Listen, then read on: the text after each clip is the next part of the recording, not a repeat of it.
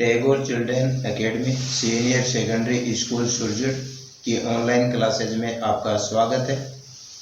आज हम इस वीडियो के माध्यम से दो बिंदुओं को मिलाने वाले रेखाखंड, उस रेखाखंड को अंतः और बाह्य विभाजित करने वाले बिंदुओं के निर्देशांक ज्ञात करने का अध्ययन करेंगे। जैसे देखिए यहाँ पर कि दो बिंदु है, एक बिंदु जैसे ए है, इसके निर्देशांक x1 y1 है। दूसरा जो बिंदु है बी, उसके निर्देशांक x2 y2 है। और यहाँ कह रहा है कि इन दोनों बिंदुओं को मिलाने वाला रेखाखंड, इन दोनों को ए और बी को जोड़ दिया गया, यानी जोड़ने वाला मिलाने वाला रेखाखंड। और इन दोनों बिंदुओं को मिलाने वाले रेखाखंड को कोई पी बिंदु है जो अंतः विभाजित कर रहा है, और इस प्रकार कह रहा है कि ये इसको अंतः विभाजित कर रहा है। तो ये कह रहा है कि m1 और m2 के अनुपात में विभाजित कर रहा है। तो यहाँ पर कह रहा है कि बताओ कि p के निर्देशांक क्या होंगे, और मान लिया जाए कि p के निर्देशांक वह xy। तो क्या था क्वेश्चन, जो इंपॉर्टेंट क्वेश्चंस में है, क्योंकि इस तरह के जो क्वेश्चन है वो बार बार बोर्ड एग्जाम में पूछे जा रहे हैं। तो यहाँ पर सबसे पहले इसका गहराई से अध्ययन कर लीजिए, ताकि आपके सामने क्वेश्चन से संबंधित प्रॉब्लम वो सरलता से समझ आ सके। तो यहाँ पर देखिए ए बिंदु है जिसके निर्देशांक x1 y1 है, बी बिंदु है उसके निर्देशांक x2 y2 है। इन दोनों बिंदुओं को p बिंदु जो है वह m1 अनुपात m2 में विभाजित करता है। तो कह रहा है बताओ p बिंदु के निर्देशांक क्या होंगे। तो उस स्थिति में p के जो निर्देशांक होंगे वो मान लिया कि x और y। इसको समझने के लिए यहाँ पर क्या करते हैं, इसको कार्तीय तल जो होता है, यानी चतुर्थांश जो होते हैं, उसके ऊपर इसको अंकित किया जाता है। लेकिन यहाँ पर क्वेश्चन को समझने के लिए आपको इस तरह का डायग्राम बनाना, ताकि ज्यादा आपके समझ में आ सके। तो यहाँ देखिए इसको हल करें कि क्या होंगे x और y के मान। तो यहाँ पर सबसे पहले देखिए कि दो बिंदु है, एक बिंदु है a, जैसे अभी बातें हो चुकी थी, x o x dash y o y dash. यहाँ पर a बिंदु है जिसके निर्देशांक है x1 y1। दूसरा जो बिंदु है उसके निर्देशांक जो है वह है, जैसे b बिंदु है, इसके निर्देशांक है x2 y2। इन दोनों बिंदुओं को मिलाने वाला जो रेखाखंड है, इन दोनों बिंदुओं को जोड़ दिया गया है। और इन दोनों बिंदुओं को जोड़ने के बाद में कह रहा है कि इसको अंतः विभाजित करे। और जैसे ये अंतः विभाजित जो बिंदु है इसकी बातें करें, मान लीजिए p बिंदु है और ये इसको m1 अनुपात m2 में विभाजित कर रहा है। तो कह रहा है कि बताओ p बिंदु के निर्देशांक क्या है। तो मान लिया कि p के निर्देशांक xy। तो यहां से इसके ऊपर लंब डाल दें, जैसे am लंब डाल दिया, यहाँ से इसके ऊपर लंब डालते हैं, जैसे PQ लंब डाल दिया, यहाँ से इसके ऊपर लंब डालते हैं, जैसे इसको BN नाम देते हैं। जो भी यहाँ इसके समांतर रेखाखंड खींचे, तो यहाँ देखिए मान लीजिए कि ये बिंदु R है और यहाँ से इसके ऊपर लंब डाल दिया, मान लीजिए बिंदु S। ये एक सिर्फ आपको अंतः विभाजित करने वाले बिंदुओं के निर्देशांक ज्ञात करने के लिए प्रक्रिया, बाकी आपको अभी इसका जो शॉर्टकट तरीका होगा उसके बारे में बताया जाएगा। आप उन क्वेश्चंस को उसी के अनुसार हल करें। तो यहाँ पर देखिए ये जो OM जो दूरी है वह दूरी x1 है, ये दूरी जो MAM जो है वो दूरी y1 है, और इसी प्रकार से ये जो दूरी OQ जो है वह x के बराबर है, ये जो दूरी PQ y के बराबर है, ON जो दूरी है वो x2 के बराबर है, BN जो दूरी है y2 के बराबर है। और इस प्रकार ये जो MQ दूरी ज्ञात करें तो इस दूरी का जो मान है वो हो गया x माइनस x1। इसी प्रकार से इस दूरी का मान ज्ञात करें तो यहाँ देखिए ये जो दूरी होगी ये xy है, p के निर्देशांक xy। यहाँ ये जो दूरी होगी ये होगी x2 माइनस x। और इस प्रकार आपके पास में यहाँ पर दो त्रिभुज बनते हैं, एक त्रिभुज ARP बन रहा है, एक त्रिभुज PSB बन रहा है। इन दोनों त्रिभुजों को समरूप सिद्ध करें। जो समरूपता की बातें अभी आपने उनका अध्ययन नहीं किया, इसलिए हो सकता है आपके सामने कुछ प्रॉब्लम्स आए। और यहाँ पर समरूपता की बातें करें तो उस स्थिति में आपके पास में समरूपता के जो नियम होते हैं उसके अनुसार जो है यहाँ पर ये दोनों त्रिभुज जो है वो AA नियम से समरूप कहलाएंगे। और उस स्थिति में यदि दो त्रिभुज समरूप होते हैं तो उन त्रिभुजों की जो संगत भुजाएं जो होती हैं वह समानुपाती होती है और उन समानुपाती भुजाओं के आधार पे देखिए इसकी भुजा को एपी कहें, यानी त्रिभुज, याद देखिए त्रिभुज ए आर पी, वह दूसरा जो त्रिभुज है पी एस बी, त्रिभुज पी एस बी, इन दोनों त्रिभुजों को समरूपता के नियम से यानी समरूप सिद्ध करें तो उस समरूपता के नियम से ये दोनों त्रिभुज समरूप होंगे, जो आगे के एक्सरसाइज में इनका अध्ययन करेंगे कैसे समरूप होते हैं, क्यों समरूप होते हैं। लेकिन यहाँ पर ये दोनों त्रिभुज जैसे अभी बता दिया गया है कि यहाँ पर ये रेखाएं समांतर हैं, यहाँ से इसके ऊपर लंब डाला गया है इसलिए ये कोण बराबर होंगे। इसी प्रकार से ये रेखा और ये रेखा समांतर है और समांतर होते हैं, इनको ये तिर्यक रेखा काट देती है, उसके अनुसार ये कोण बराबर हो जाता है। तो यहाँ पर क्या है कि ये दोनों त्रिभुज हैं वो समरूप है, और समरूप होते ही जैसा कि अभी आपने अध्ययन किया कि यदि दो त्रिभुज समरूप होते हैं तो उनकी संगत भुजाएं समानुपाती होती हैं। जैसे यहाँ पर इस त्रिभुज की भुजा AP को लें तो AP अपॉन इस त्रिभुज की भुजा PP बराबर, यहाँ इस त्रिभुज की भुजा AR को लें AR बटे इस त्रिभुज की भुजा होगी PS बराबर, यहाँ इस त्रिभुज की जो भुजा है PR को लें PR बटे और इसी प्रकार त्रिभुज इसकी भुजा BS। अब यहाँ पे देखिए इन प्राप्त मानों को देखें तो यहाँ पर AP का जो मान है AP का मान हुआ है M1 के बराबर है M1 बटे PP का जो मान है वह M2 के बराबर बराबर AR का जो मान है X माइनस X1 बटे इसका जो मान है PS का X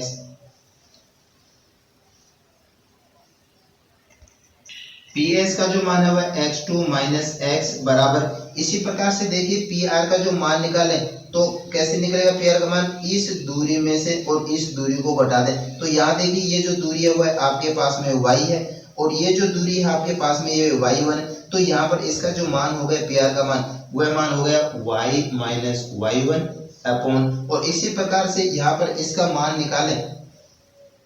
इस भुजा का तो ये देखिए दूरी है वो y2 के बराबर है, ये दूरी जो है y के बराबर है, इसका मतलब y2 minus y।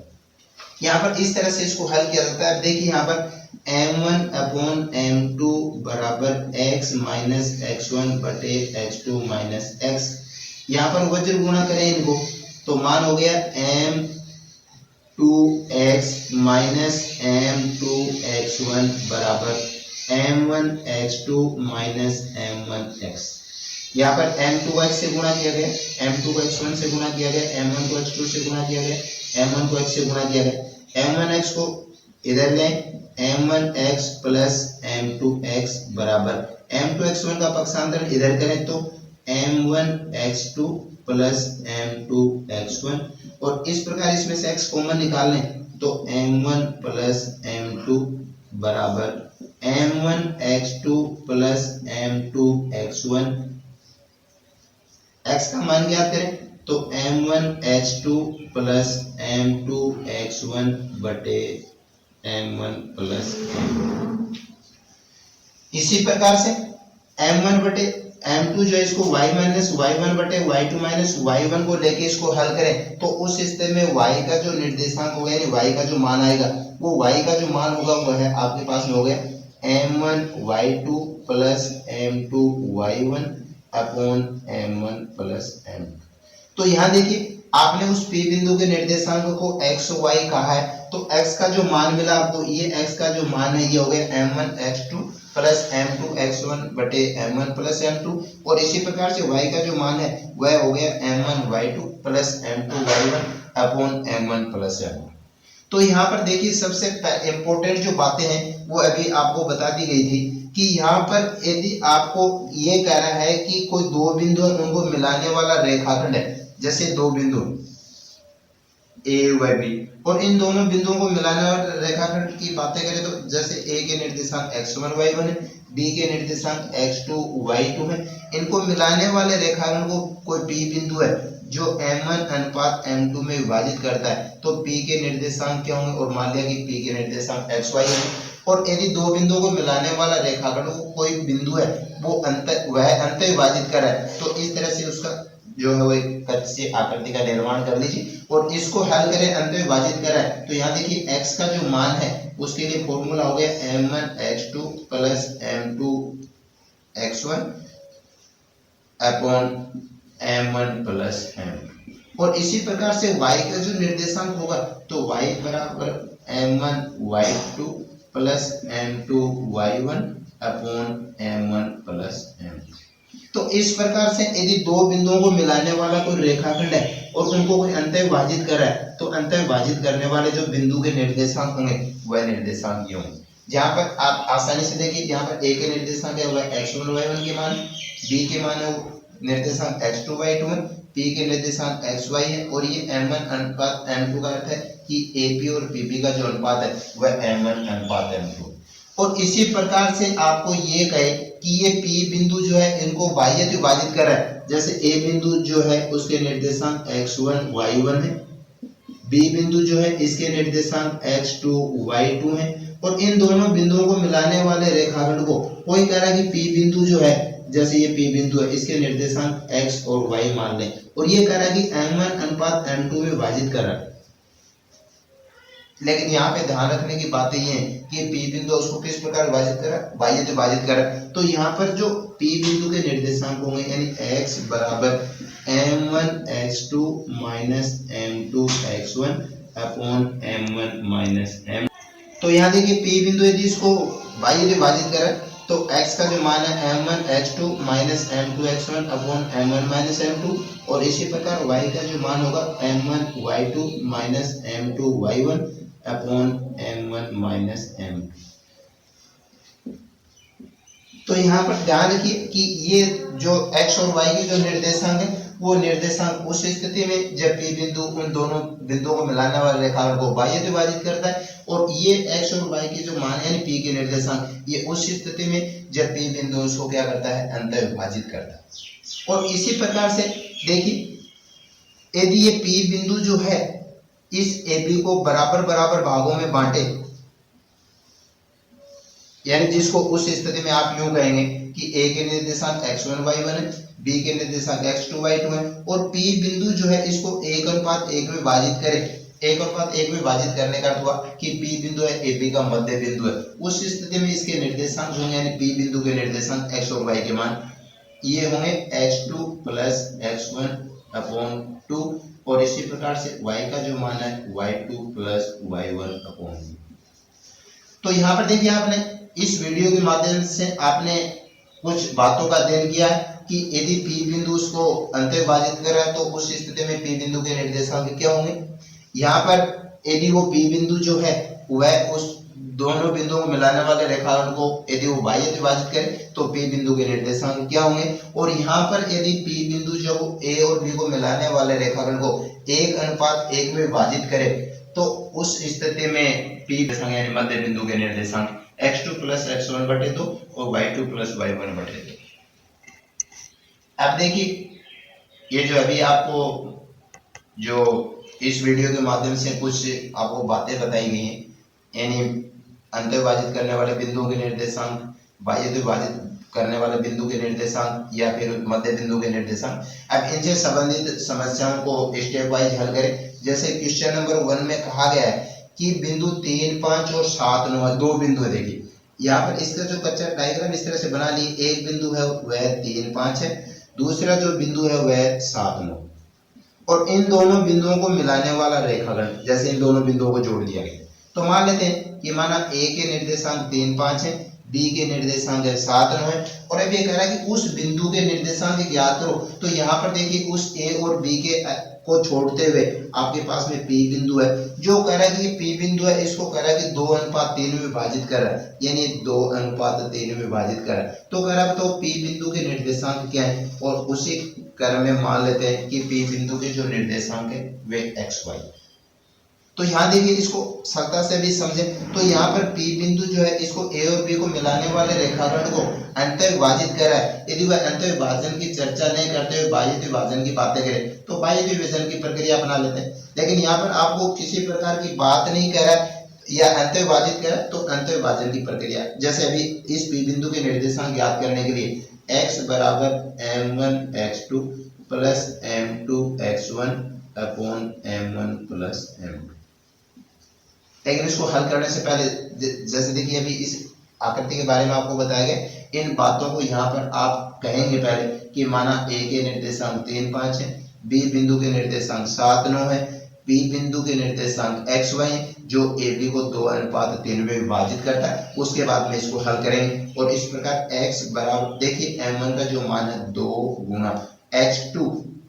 7 plus m2 का मान 3 गुना x1 का मान 3 plus m1 plus m2 2 plus 3 बराबर 2 गुना 7 का अर्थ हो गया 14, 3 गुना 3 का अर्थ हो गया 9, 2 प्लस 3 का अर्थ 5 बराबर 23/5। और इसी प्रकार से y का जो मान है m1 y2 plus m2 y1 upon m1 plus m2, और यहाँ पर इन मानों को रखें तो m1 का मान 2 गुना y2 x1 y1 x2 y2 2 गुना 9 प्लस 3 गुना 5/2 प्लस 3 बराबर 18 प्लस 15/5 बराबर 33/5। तो यहाँ देखिए x का मान है वो आपको 23/5 मिला है, y का जो मान है 33/5 मिला है, और इस x और y को आपने माना था p बिंदु के निर्देशांक। अब जवाब दे दीजिए, अतः p बिंदु के जो निर्देशांक है, और जैसा आपने अध्ययन कर लिया था कि उन निर्देशांकों को सदैव छोटे कोष्ठक में लिखा जाता है 23/5, कोमा लगाते हुए उनको अलग अलग दिखाते हैं 33/5। तो इस प्रकार इस क्वेश्चन का जो हल है, यानी उस बिंदु के निर्देशांक, उस बिंदु का अर्थ हो गया किस बिंदु के निर्देशांक, p बिंदु के निर्देशांक। तो p बिंदु के निर्देशांक और वह p बिंदु कैसे उसको विभाजित करें, अंतर विभाजित करें, तो p बिंदु के निर्देशांक है वो हो गए 23/5 व 33/5। इसी क्रम में क्वेश्चन नंबर 2 को हल करें। याद है कि क्वेश्चन नंबर 2 क्या है, कह रहा है कि कोई बिंदु है, दो बिंदु है, जैसे एक बिंदु 5 -2 है, दूसरा बिंदु -1 सही 1/2 व 4 है, और इन दोनों बिंदुओं को मिलाने वाला रेखाखंड जैसे, और ये p बिंदु जो है ये कह रहा है इसको 7:9 में, तो ये जो दूरी है ये तो आपके पास में हो गई अनुपात 7, और ये जो दूरी है ये आपके पास में हो गई 9, इस प्रकार से। और अब ये कह रहा है कि p बिंदु के निर्देशांक याद करिए, तो मान लेते हैं कि p बिंदु के जो निर्देशांक है वो क्या है, x और y। तो यहाँ पर अभी बाह्य विभाजन करने वाले बिंदु लिखने का वही तरीका होगा कि माना a के निर्देशांक 5 -2 है, b बिंदु के निर्देशांक -1 से 1/2 व 4 है, और जो p बिंदु जो है जो इसको 7:9 में विभाजित कर रहा है उसके निर्देशांक x y। और यहाँ पर देखिए उस x का जो फॉर्मूला था m1 x2 m2 x1 upon m1 m2, और यहाँ पर इन मानों को रखें तो यहाँ पर प्राप्त जो मान देखिए m1 का जो मान है वह 7 गुना x2 का मान -1 से 1/2 जिसको -3/2 लिखा जा सकता है, माइनस m2 का जो मान है वह 9 गुना x1 का जो मान है आपके पास में 5 बटे m1 m2 7 -9। हल करें इसको तो देखिए यहाँ पर -21/2 -45 बटे 7 -9 का अर्थ हो गया -2 बराबर, यहाँ इसको लघुत्तम लेके हल करें, दो लघुत्तम आ रहे -21 -90 बटे -2, -21 -90 जो है -111 बटे 2 बटे -2। और जैसा कि आप इसके अध्ययन कर चुके हैं -2 जो है इसके 2 के साथ में गुणा में होगा और बराबर -111 बटे 4 -4, और जहाँ पे इसको हल करें तो 111 बटे 4। इसी प्रकार से y का जो मान होगा वो m1 y2 m2 y1 upon m1 m2। बाह्य विभाजित करें, इसलिए बाह्य विभाजन करने वाले जो फॉर्मूले उनका यूज कर लेंगे कि बाह्य विभाजन करा तो उस स्थिति में x और y के निर्देशांक क्या होंगे, मान क्या होंगे। तो यहाँ पर देखिए m1 का जो मान है वह 7 इंटू y2 का जो मान है वह 4 माइनस m2 का जो मान है वह 9, y1 का जो मान है -2 अपॉन m1 m2 7 -9। 7 गुणा 4 जो है 28, माइनस और माइनस हो गए प्लस 18 बटे 7 -9 का अर्थ हो गया -2, 28 और प्लस 18 हो गए 46 बटे -2 बराबर -23। तो यहाँ पर देखिए x का जो मान मिला है 111 बटे 4, y का जो मान मिला वो -23, और इस प्रकार उस बाह्य विभाजन करने वाले P बिंदु के जो निर्देशांक होंगे वह हो गए 111/4 और माइनस के 23। जैसा कि आपको पहले बता दिया गया है कि यहाँ पर x का जो निर्देशांक होगा उसको पहले नोट करेंगे, y का जो निर्देशांक उसको फिर उसके बाद में नोट करेंगे। इसी क्रम में क्वेश्चन नंबर 3 को हल करें तो देखिए आपसे पूछ रहा है कि सिद्ध करो कि O बिंदु जो है यानी मूल बिंदु जो है वो कह रहा है कि दो बिंदु है A व B। तो यहाँ पर A जो बिंदु है उसके निर्देशांक आपको दे दिए गए कि 1-3। इसी प्रकार से B बिंदु जो है उस B बिंदु के निर्देशांक जो है वो दे दिए गए आपको -3, 9। और अब ये कह रहा है कि इन दोनों बिंदुओं को जोड़ने वाले रेखाखंड को इन दोनों बिंदु जो है इन दोनों बिंदुओं को मिलाएं और इसमें A बिंदु के निर्देशांक 1-3 है,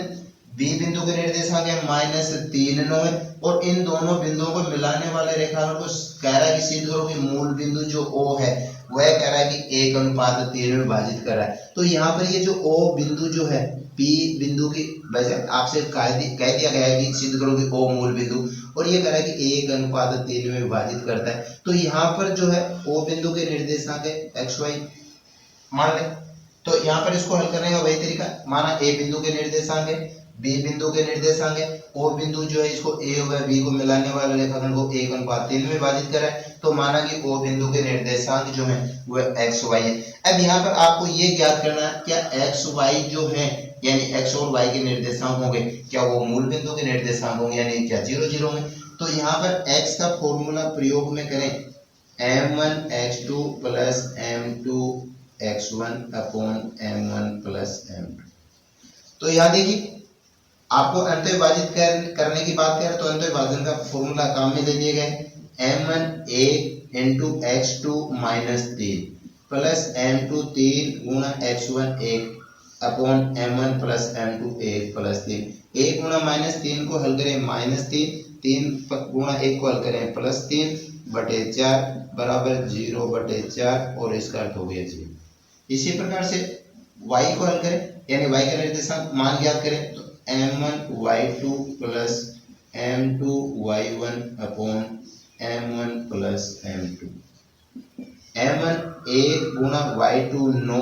प्लस m2 3 गुणा y1 -3 upon m1 plus m2। और यहाँ इसको हल करें तो 9 + 3 -3 को हल करें -9/4,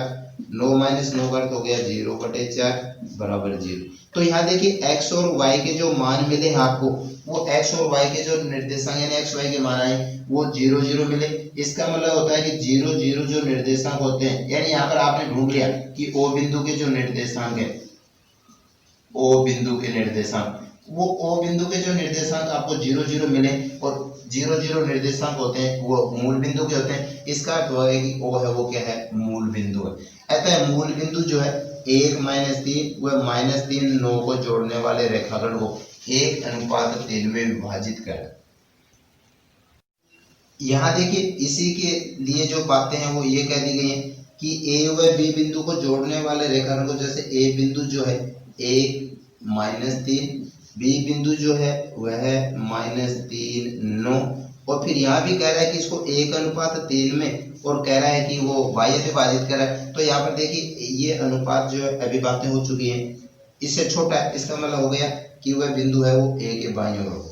यानी P बिंदु जो होगा वो यहाँ पर A को बढ़ाने पर ये P बिंदु या O बिंदु का ध्यान और इसके निर्देशांक x y है और ये कह रहा है कि इस अनुपात में बांट रहा तो ये अनुपात हो गया 1, ये अनुपात हो गया 3, 1:3 में विभाजित कर रहा है। तो बाह्य विभाजित की बात करें तो बाह्य विभाजन का फॉर्मूला जो है उसका प्रयोग कर रहे हैं। तो यहाँ पर देखिए x बराबर m1x2 minus m2x1 upon m1 minus m2। और जैसा कि आपको बताया गया था अभी कि यहाँ पर माना A बिंदु के निर्देशांक, B बिंदु के निर्देशांक और P बिंदु जो इसको बाह्य विभाजन 1:3 में बाह्य विभाजन कर रहा है तो उस स्थिति में P बिंदु के निर्देशांक xy और यहाँ पर xy के जो प्रयुक्त फॉर्मूला उसको काम में लेते हुए m1 का जो मान है 1 गुणा x2 -3 माइनस m2 3 गुणा x1 जो है 1, m1 माइनस m2 1 -3 बराबर -3, 1 को -3 से गुणा करें, -3 गुणा 1 को हल करें -3, 1 -3 को हल करें -2 बराबर -6 बटे -2, जिसका हल हो गया 3। इसी प्रकार से y का जो मान होगा m1y2 m2y1 upon m1 m2। यहाँ पर इन मानों को हल रखते हुए हल करें, 1 गुणा y2 9 -m2 3 गुणा y1 -3 m1 m2 1 -3, 1 को 9 से गुणा करेंगे 9, माइनस माइनस को गुणा करेंगे +9, 1 -3 को हल करेंगे -2 बराबर 18 बटे -2, जिसका हल हो गया -9। तो यहाँ पर देखिए x और y के जो मान मिले वो मिल गए आपको 3 -2। इसका अर्थ हो गया कि यदि a व b को मिलाने वाले रेखाखंड को वह बिंदु जो है वो 1:3 में बाह्य विभाजित करे, तो उस स्थिति में उस p बिंदु के जो निर्देशांक होंगे वे निर्देशांक होंगे 3 - 2। तो यहाँ पर आपने इस वीडियो के माध्यम से दो बिंदुओं को मिलाने वाले रेखाखंड को अंत विभाजित करने वाले बिंदु या बाह्य विभाजित करने वाले बिंदुओं का अध्ययन किया। इसी क्रम में जो बातें होंगी वो अगले वीडियो में होंगी।